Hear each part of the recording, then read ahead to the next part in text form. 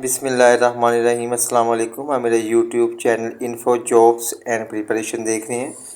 तो आप सब दोस्तों को इल्तिमास है मेरे चैनल को सब्सक्राइब करें, लाइक करें और दोस्तों के साथ शेयर करें। तो आज का हमारा टॉपिक है past paper of ASF corporal का। जो पीछे प्रीवियस पेपर हुआ था कारपोरल का, उसमें से मैंने एक पार्ट लिया इंग्लिश का पार्ट 1, जो कि कारपोरल के पेपर में 15 नंबर का पूछा गया था पार्ट 1। और इंशाल्लाह इसी तरह मैं आपके साथ एएसएफ कारपोरेट के पास्ट पेपर का पार्ट 2 भी सेंड करूँगा। वो पार्ट 2 में जनरल नॉलेज पूछा गया था, वो भी 15 नंबर का पूछा गया था। तो आप इसी पेपर को देखते हुए, पुराने पेपर जो मैं आपके साथ एमसीक्यू शेयर कर रहा हूँ, इसको देखते हुए इसी तरह के आप एमसीक्यू तैयार करेंगे तो आपको पेपर इंशाल्लाह आपका पेपर जो इंग्लिश का पार्ट वो क्लियर हो जाएगा। कॉपी और पेंसिल साथ रखें, इसको साथ साथ आप नोट करते जाएं ताकि आपको किसी किस्म का अभाव ना रहे। चलो चलते हैं हम अपने लेक्चर की तरफ। पार्ट 1 इंग्लिश के पेपर में पहला क्वेश्चन पूछा गया, चूज़ द करेक्ट स्पेलिंग। अब चूज़ द करेक्ट स्पेलिंग में उसने 4 एमसीक्यूज पूछे हुए थे, यानी 4 आपने बताने थे एमसीक्यू, 4 नंबर आपको मिल जाने थे कि कौन से यानी कि स्पेलिंग जो है बिल्कुल एक्यूरेट है। तो वो पेटियंस। अब इसका मतलब होता है कि हमदर्दी करना किसी के साथ, PATIEN, ये इसके TNC इसके ये करेक्ट स्पेलिंग है। उसके बाद अगर टोलोरेंस, टोलोरेंस का मतलब होता है बुर्दबारी, तो इसके करेक्ट स्पेलिंग है TOLERANCE। अब उसके बाद नेक्स्ट क्वेश्चन हमारे पास बनता है स्टेट्यू, ठीक है। इसके करेक्ट स्पेलिंग थे STATUTE।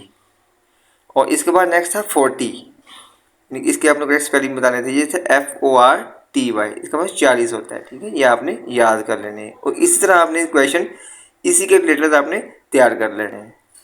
नेक्स्ट क्वेश्चन हमारे पास है इंग्लिश के पार्ट 1 में पहला क्वेश्चन पूछा गया था करेक्ट स्पेलिंग। अब उसके बाद 3 MCQ ने ये पूछे हुए थे पेपर में कि आपने प्रेपोजिशन बतानी करेक्ट।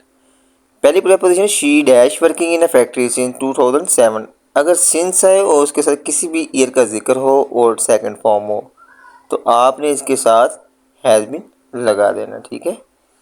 और सेकंड हमारे पास जो प्रेपोजिशन है वो है he is quite good making painting. अब देखिए यहाँ पे ऑन नहीं आ सकता क्योंकि वो पेंटिंग के ऊपर काम नहीं कर रहा बल्कि वो पेंटिंग कर रहा है। और ऐड जो है ये किसी मीन डैट किसी ख़ास टाइम एंड क्लॉक के साथ यूज़ करते हैं, तो ये तो पेंटिंग कर रहा है, तो आपने इसको इसकी करेक्ट जो है प्रेपोजिशन है वो है इन है, ठीक है। ये आपने याद रखना है। थर्ड हमारे पास preposition, he did not dash a letter.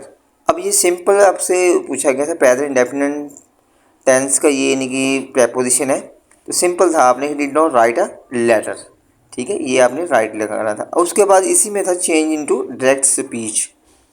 इसमें 2 आपसे यानी कि डायरेक्ट इनडायरेक्ट पूछे गए थे, 2 आपसे पैसे वाइज पूछे थे और 2 ही आपसे ट्रांसलेशन यानी जो जिसकी बेस्ट ट्रांसलेशन होती है वो पूछी गई। ये पास्ट पेपर कारपोरेट का पार्ट 1 है इंग्लिश का। तो उसने कहा था they said they were taking exercise, इसको आपने चेंज करना है डायरेक्ट स्पीच में। अब इसको कैसे तब्दील करना है ये आपको मैं इसकी समरी बता दूँ तो कैसे इसको तब्दील करते हैं।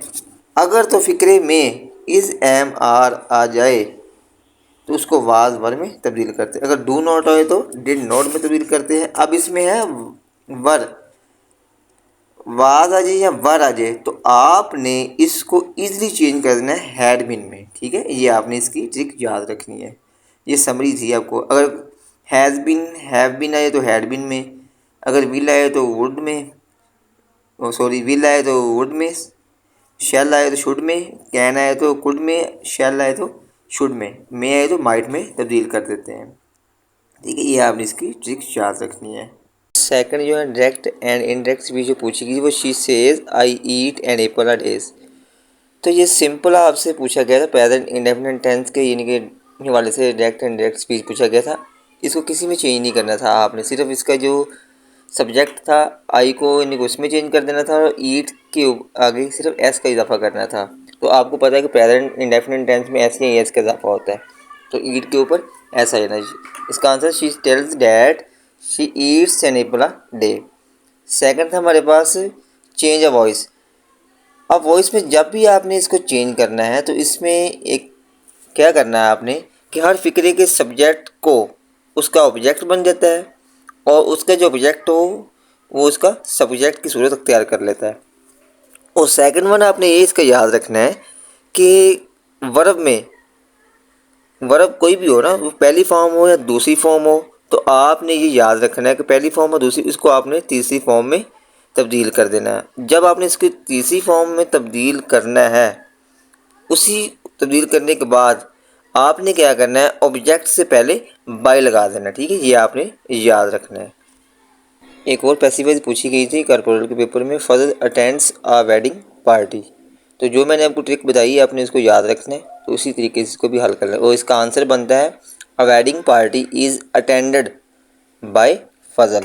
ठीक है, ये थे इसका आंसर। अब नेक्स्ट जो है इस पूछा गया था इनके इंग्लिश के पार्ट 1 में 2 सिनोनिम पूछे गए थे और 2 एंटोनिम, यानी जो एक जैसे जो मीनिंग रखते हैं वो पूछे गए थे, और 2 MCQ तो पूछे गए थे जो एक दूसरे के उलट यानी मुतसाद जो थे। अब उसमें से पहला जो क्वेश्चन था सिमिलर मीनिंग का, वो ये था कि सिमिलर मीनिंग ऑफ फीलिंग। अब फीलिंग का मतलब होता है एहसास, तासर।